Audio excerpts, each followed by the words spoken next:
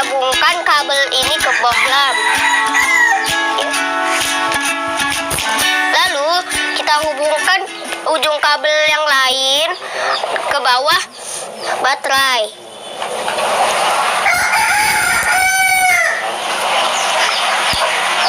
Jadi deh. Kalian lagi apa sih? Oh, bikin lampunya menyala. Sini aku juga bisa.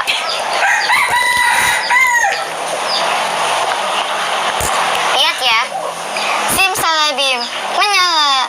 Wah, kok tidak menyala? Pantas kau lupa.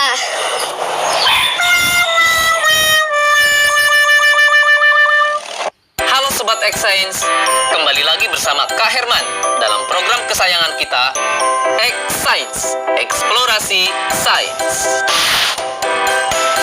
Sobat X-Science, tahu tidak kenapa bohlam bisa menyala ketika dihubungkan dengan baterai menggunakan kabel? Itu karena ada arus listrik yang mengalir. Nah, arus listrik itu mengalir dari kutub positif ke kutub negatif, atau dari tegangan yang lebih tinggi ke tegangan yang lebih rendah. Bagaimana ya dengan larutan? Bisa tidak menghantarkan listrik? Baik adik-adik, kita buktikan yuk dengan eksperimen. Sobat X-Science, eksperimen kita kali ini adalah percobaan larutan elektrolit dan non-elektrolit. Alat dan bahan yang dibutuhkan dalam eksperimen ini yaitu sirkuit listrik yang berisi gauge-meter, aquades, air garam, dan air asam jawa.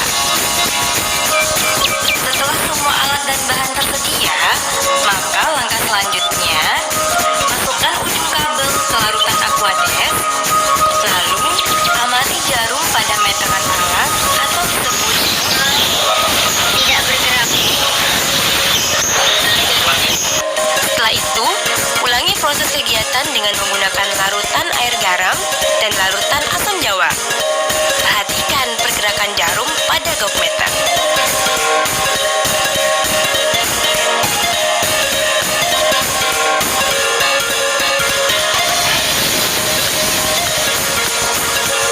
Isilah tabel berikut ini dengan memberi tanda checklist pada kolom yang sesuai.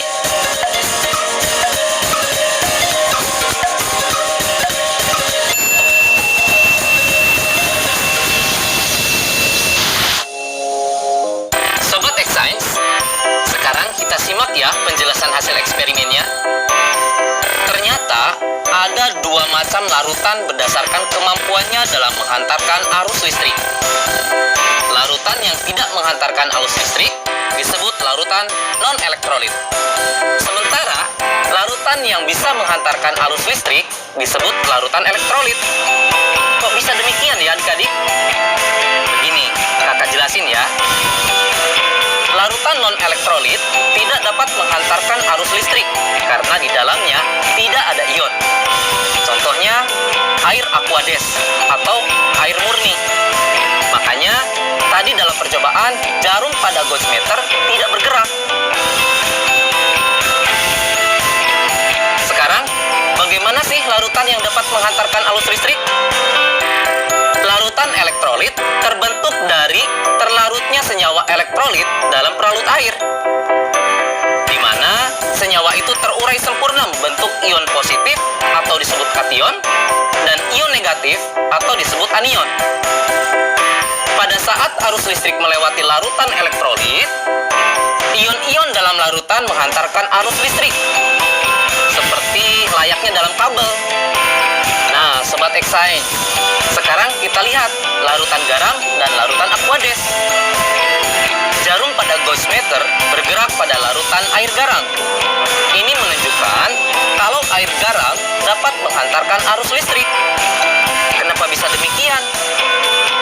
Garam atau NaCl ketika larut dalam air, garam tersebut akan terurai menjadi ion-ion, yaitu ion Na+ dan ion Cl-, yang kemudian mereka terurai, berpencar saat di dalam air. Begitu penjelasannya adik-adik. Menyenangkan bukan belajar sains?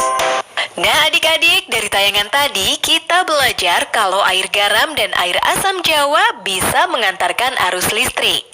Sekarang waktunya menjawab pertanyaan. Siap-siap mencatat ya.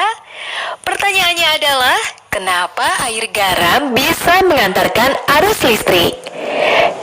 Dicatat ya, kenapa air garam bisa mengantarkan arus listrik? Nanti jawablah pertanyaan ini sebagai tugas di rumah ya. Kerjakan pertanyaan dengan bimbingan guru atau orang tuamu.